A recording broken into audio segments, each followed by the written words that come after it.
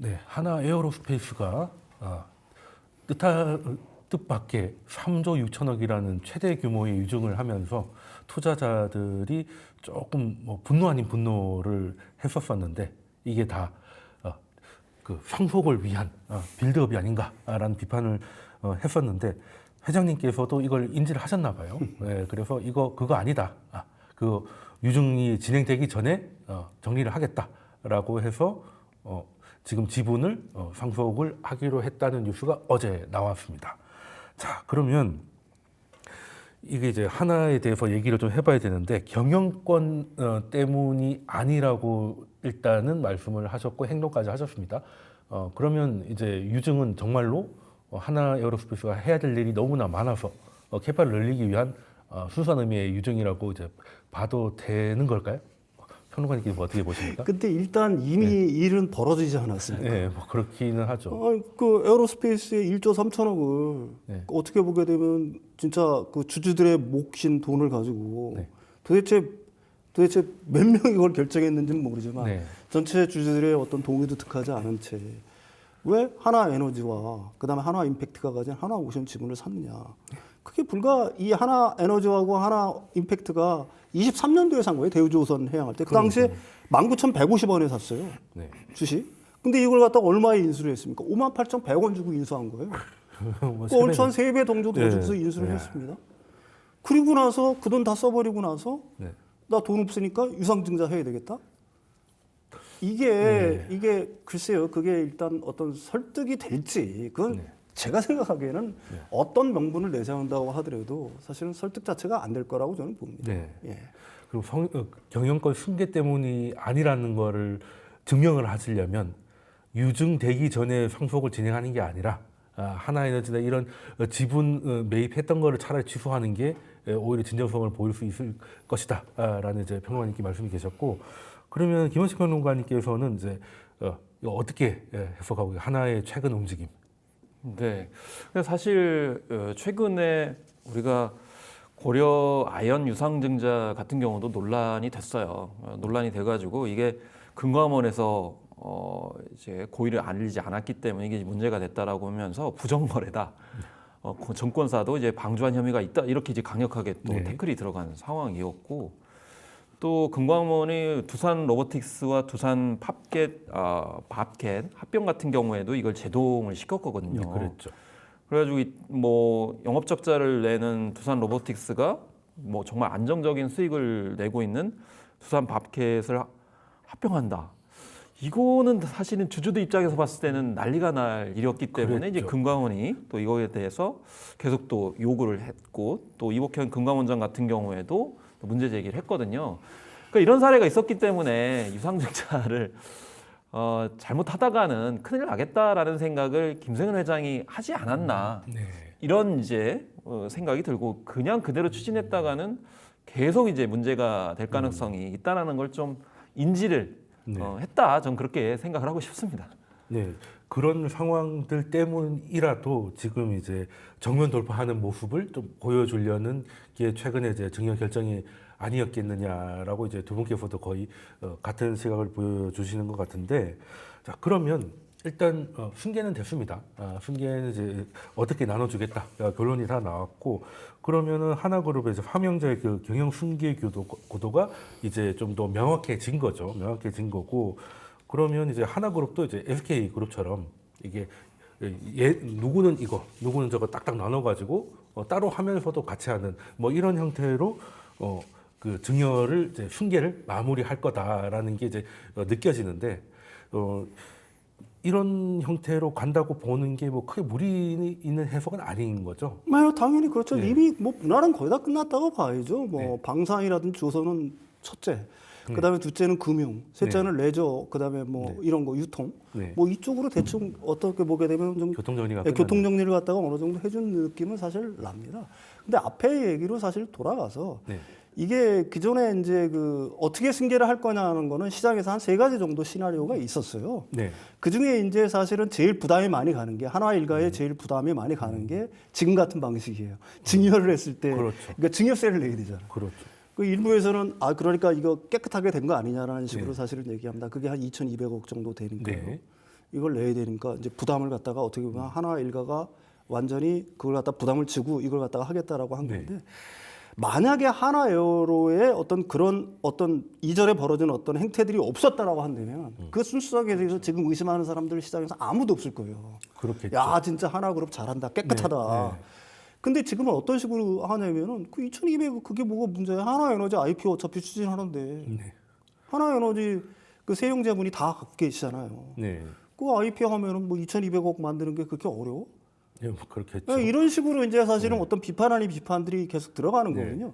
그러니까 기업에 어떻게 보게 되면 잘못된 행보 하나가 네. 그게 의도했던 거든지 아니면은 뭐 실수에 의한 거든지 간에 이게 굉장히 큰 폭풍을 가져오는 거고 기업의 어떤 이름 아니면 명성에 굉장히 많은 흠집을 내는 거다. 이런 점 분명히 말씀드리고 싶습니다. 네, 이게 단순 뭐 실수로 됐다고 보기에는 꽤 정교해서 어떻게 보면 하나 일가에서도 균형점을 찾으려고 하긴 했던 것 같아요. 이게 상속세도 내면서 그리고 또 피해갈 수 있는 우회로는 우회로대로 가져가서 그래서 언론의 주목이 나올 때도 우리 상속세 2천억 넘게 내고 있는 부분이 있으니까 이 부분에 대해서는 다른 재벌보다 좀 나은 모습이다라고 얘기할 수도 있는 부분도 없잖아 조금 있는 것 같고 조금 이제 애매합니다. 뭐 아까 이제 시나리오 이제 말씀을 네. 하셨는데요. 이제 시나리오 관점에서 봤을 때는 좀 불확실성이 어쨌든 이번에 지분 증여 때문에 네. 해소된 점이 있기 때문에 주가에는 좀 긍정적으로 영향을 미칠 거다라는 것이 대체적이죠. 왜냐하면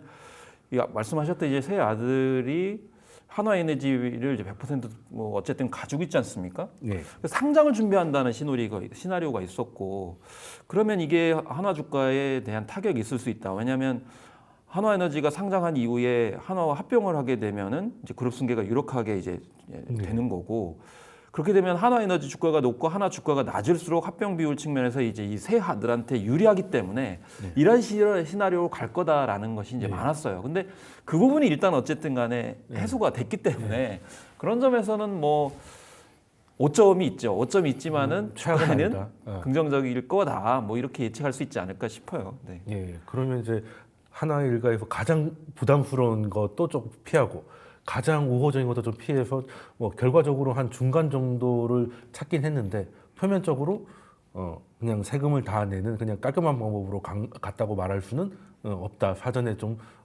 작업이 있었다라고 봐야 될 것 같은데 뭐 이거는 당연히 승계에 대한 비판을 피할 수는 없는 부분이겠죠.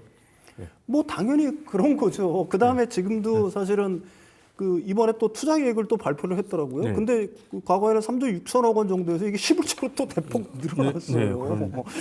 이게 도대체 저는 이 뭐 그 투자는 좋습니다. 뭐 그 해외 투자 그러니까 가령 뭐 유럽이라든지 그렇죠. 아니면 중동에 대한 투자가 1조 얼마에서 한 6조 얼마 정도로 대폭 늘어났더라고요. 근데 제가 항상 이렇게 좀 문제를 지적하는 점은 뭐냐면은 이게 지금 막 한두 푼 들어가는 게 아니잖아요. 몇 조 단위의 투자인데 이런 어떤 재벌 대기업이 이게 한 달 전하고 지금 말하고 도대체 이 투자 계획을 도대체 무슨 뭐 이런 비판을 갖다가 이거 피할 수가 없는 문제거든요. 네. 사실은 그러면은 첫 번째부터 처음부터 유상증자 하기 전에 우리 이 정도의 돈이 11조 정도가 이렇게 해서 필요하다. 우리가 비즈니스를 하기 위해서 차라리 그렇게 말했다라고 한다면은 지금 뭐 여러 가지 의혹들 이를 갖다가 불식시킬 수가 있겠지. 그러니까 이런 식의 어떤 비판을 하는 거예요. 지금 일단 3조 6천억 원에 대해서는 금감원의 어떤 제도에 걸렸지만 하나는 계속해서 3조 6천억을 갖다가 어떻게든지 뭐 유상증자를 지금 그걸 하려고 한다. 뭐 이런 그거 왜 하려고 하는 거에 대해서는 이제 수많은 비판들이 있을 거 아니겠습니까? 그렇겠죠. 그러니까 당연히 이런 비판에서 스스로 어떻게 보게 되면 자유로울 수 없는 행동들을 갖다가 이걸 갖다가 계속하고 있다는 어떤 의심을 지울 수가 없는 거다 이렇게 말씀드릴 수가 있는 거죠. 예, 이게 그래서 이제 코리아 디스카운트 얘기가 계속 나오는 것 같습니다. 물론 지금 한화가 뭐 유럽에 커지는 방산 시장이라든지 이런 것 때문에 자신들의 예상보다도 빠르게 시장이 커져서 투자 규모가 1조에서 뭐 6조까지 늘어나는 거야. 시장이 커지니까 당연히 기업으로서는 할 수밖에 없는 일이긴 한데 그런 것들을 좀 미리 얘기를 했다면 유상증자에 대한 그 예상을 할 수 있는 게 높아졌을 것이고 유상증자가 발표 나왔을 때 주주들한테 어떻게 설득력이 좀 있어서 주주들한테 주는 충격이나 피해를 좀 줄일 수도 있었을 텐데 이게 기업과도 자신들이 좀 상충 관계에 있다 보니까 거짓말을 한 건 아니지만 이게 스케줄을 조정하면서 소액주주들은 거기서 약간 배제되는 듯한 느낌을 좀 지울 수가 없기 때문에 비판이 계속 나오는 것 같아요. 그러니까 이제 사실 타이밍을 본 거죠. 네. 왜냐하면 지금 이제 방산주가 굉장히 좋다 보니까 네.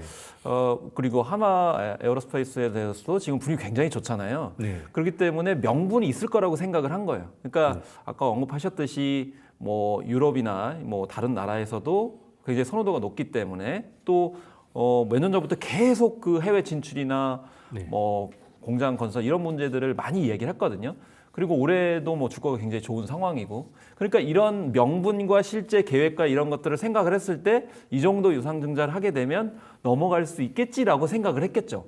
네. 그렇지만 오히려 그런 때일수록 많은 소액주주자들이 관심 있게 봤기 때문에 네. 오히려 거꾸로 역작용이 나서 네. 긴급하게 다른 방식으로 지금 우회하고 있는 그런 이제 행태를 보여준 게 아닌가 뭐 이런 생각이 듭니다. 예전에는 이런 일이 벌어지면 그냥 해당 종목의 뭐 종목 토론망이나 주주 뭐 토론망에서나 뭐 이런저런 비판이 있었지, 일반 투자자들이 이렇게 많이 이렇게 버즈가 되고 유상증자가 뭐 불법은 아니지만 이런 식의 유상증자는 소액주주들한테 피해를 줄 수 있음에 대해서 계속 이제 예전보다는 확실히 얘기가 나오고 있잖아요. 그래서 예전보다는 좀 하기 힘들어진 것 같은데, 그럼에도 약간 옛날 마인드를 가지고 요 정도 주가도 많이 올랐고 좀 막말로 조금 빠져도 오른 게 얼만데, 그런 생각도 좀 있었을 것 같고, 금액도 뭐 우리 이 정도 투자할 거니까 요 정도 증자하는 거는 이해를 할 거다라고 생각을 하신 것 같은데, 실제 주가만 봐도 그게 그 스케줄대로 했으면은 유상증자 때문에 안 빠졌을 것 같아요. 지금만 보더라도 유상증자 때 딱 13% 늘린다고 했는데 딱 그날 딱 13% 빠졌었거든요. 그러고 나서 지금 상속 뉴스가 나오니까 지금 한 10%에서 다 올라 버렸잖아요. 그러면 이거 그냥 말 그대로 다 설명을 했으면은 그냥 스무스하게 갈 수도 있었겠다는 생각이 들거든요. 지금 따지고 보면 유상증자로 빠진 거는 다 회복이 돼 있단 말이에요. 야, 그런 거 보면 괜히 좀 머리를 굴리다가 세상 바뀐 줄 모르고 머리 굴리다가 지금 소위 이제 욕을 번 거 아닌가 뭐 이런 생각을 하는데, 일단은 그러면 발표는 나왔습니다. 발표는 나왔고 승계는 어떻게 할까요? 스케줄이 나왔습니다. 그러면 우리나라의 한국 코리아 디스카운트의 가장 큰 문제가 이제 승계 때문에 주가를 오히려 오너들은 낮추려고 한다는 게 중요한 다운 요인이었는데, 여기 승계가 끝나면 이제 낮출 요인은 줄어들었으니까 주가는 이제 좋을 거다. 지금까지 반응은 그렇습니다. 발표가 나오니까 바로 10% 오른 것만 보더라도, 자, 그러면 하나는 이제 승계 작업이 끝났으니까 적어도 업황이 꺾이지 않는 이상은 하나의 주가는 인위적으로 이런 식으로 뭐 유상증자라든지 인위적으로 경영적인 판단에 의해서 주가가 충격받을 일은 좀 줄어들었다고 봐도 되는 겁니까? 지금도 뭐 11조 투자 계획이라든지 이런 네. 것들이 언론을 통해서 발표가 되잖아요. 네. 거기에는 뭐 유상증자의 계획들이 있지 않습니까? 그다음에 이제 또 하나 그 하나 주가에 영향을 미칠 수 있는 거는 결국 하나에너지의 IPO가 어떻게 되느냐가 네. 중요한 문제일 거예요. 네. 그게 만약에 진짜로 시도가 된다라고 하게 되면 시장은 또 한 번 실망할 수밖에는 사실은 없겠죠. 무엇보다도 사실 주가라는 거는 어떤 기업의 성장성에 대한 믿음, 기업의 신뢰가 굉장히 중요하지 않습니까? 그렇죠. 신뢰가 무너지면 뭐 한순간에 주가는 나락으로 갈 수가 있는 건데, 일단 잘 나가던 네. 진짜 투자자들이 거의 의심하지 않았던 네. 이걸 갖다가 회사 측에서 이미 스스로 자신들의 그 명성의 흠집을 내버린 거라고요. 네. 그리고 그거는 사람들의 기억에서 뭐 그게 단기간에 쉽게 사라질까요? 뭐 저는 그렇게 생각은 하지는 않습니다. 따라서 그게 그 잘 나가던 기업 주가에 스스로 흠집을 냈고, 기업 주가는 모르겠습니다. 뭐 전고점을 탈환해서 쭉쭉쭉 상승할지 주가는 뭐 누구도 모르는 거지만, 네. 저는 개인적으로 사실은 이미 그 주가에는 제가 생각하기에는 그래도 긍정적인 어떤 요소보다도 마이너스적인 요소가 앞으로도 상당 기간 있을 거다. 경영 진행 리스크가 이제 확인됐기 때문에 네네네. 또 앞으로 어떤 형태로 나올지 모른다는 이제 우려감도 분명히 감안을 하셔라 이렇게 말씀 주셨고. 네. 네. 그래서 일단 아까 이제 말씀하신 한화에너지 같은 경우 이제 상장 완료했을 때 또 변수가 지분 매각해가지고 현금화해가지고 어떻게 쓰느냐에 따라 가지고 변수가 또 주가에 영향을 미칠 거고요. 그리고 유상증자도 지금 금감원이 어쨌든 제동을 건 상태잖아요. 네. 그러니까 끝난 건 아니거든요. 네. 그렇기 때문에 이 변수도 어떻게 처리되느냐에 따라서 주가에 안 좋은 영향을 줄 수 있다라는 점. 그래서 다 끝난 상황이 아니다. 뭐 네. 이미 증여를 했기 때문에 다 깨끗한 것처럼 네. 보여주는 건 일시적인 불확실성에 대한 해소이고 여전히 불신은 살아있기 때문에 좀 유의해야 될 필요성이 있다고 생각합니다. 네. 근데 일단 시장의 반응은 유상증자가 만약에 물거품되거나 축소되거나 하면 주주 입장에서는 일단은 우호적인 그렇죠. 상황이 되는 것이고, 그리고 다 끝난 건 아니지만 이제 승계에 대해서 구체적인 플랜을 제시를 했고 어떻게 할 것인지를 그룹 차원에서 밝혔기 때문에 적어도 다른 건 몰라도 승계에 대한 것 때문에 뜻밖의 공시 때문에 흔들리는 가능성은 좀 줄었다고 좀 보긴 보는 것 같아요. 그래서 저는 좀 개인적으로는 이제 좀 괜찮지 않을까. 특히 한화가 참 운이 좋은 기업 같습니다. 시대를 잘 타고났죠. 네, 정말 시절을 잘 타고난 것 같은 게 뭐 조선도 그렇고요, 방산도 그렇고. 방산주 투자하신 분들 아시겠지만 정말 정보 얻기가 어렵거든요. 뭔가가 이제 뭐 수주를 받았다든지 뭐 이런 것들이 얘기 나오면 일단 다 군사 기밀이라고 해가지고 알려주질 않아요. 그래서 확인이 안 되는 것도 많았고, 그리고 고객은 딱 한 명이었잖아요. 대한민국 국방부밖에 없었다가 이제 뭐 유럽이나 이렇게 수출길이 열면서 소위 말하는 성장주가 돼버렸고, 그리고 조선 같은 경우는 트럼프가 대통령도 우리나라를 얘기할 때 꼭 얘기했던 게 조선이었고 하다 보니까 그게 또 어떻게 둘 다 한화입니다. 한화인데 참 어떻게 보면 운이 좋기 때문에 생각보다 승계 준비를 못 하고 있다가 마음이 급해진 거 아닌가라는 생각을 저는 조금 해봤거든요. 근데 사실 방산주라는 게 유럽의 변수도 있고 미국 같은 경우에도 그 군함을 과연 우리한테 전적으로 줄지에 대해서는 알 수가 없기 때문에 무조건 쭉 좋다라는 식의 접근 방법도 저는 위험해서 좀 주의가 필요하지 않나 싶습니다. 그런데 주가라는 건 또 기대감에 또 가는 부분도 없잖아 있다 보니까 아직까지는 이제 자 그러면은 조선주는 한화는 아직 리스크 있다고 보셨고 조선주는 다른 회사도 있으니까 그 좀 줄 것 같습니까? 시간은 많지 않지만 조금 줄 것 같으신지 아니면 선택지가 사실 우리나라밖에는 사실은 없죠. 그런데 우리나라한테 얼마나의 마진을 주고 네. 그걸 주는 대신에 뭘 요구할지는 그래서 그게 좀 그냥 주지는 않을 것 같아요. 그냥 당연히 그냥 다 딜이죠. 다 딜인데 우리는 없다가 새로운 딜이 생기면 그게 또 모멘텀 될 수 있으니까. 그래서 그러면 두 분의 말씀을 종합해 보면 일단은 한국은 그냥 줄 것 같지는 않다. 이거 말씀을 주셨고, 자 그러면 두 분 말씀 여기까지 듣도록 하겠습니다. 지금까지 윤석천 경제평론가님 그리고 김원식 경제평론가님이셨습니다. 두 분 말씀 감사합니다. 감사합니다.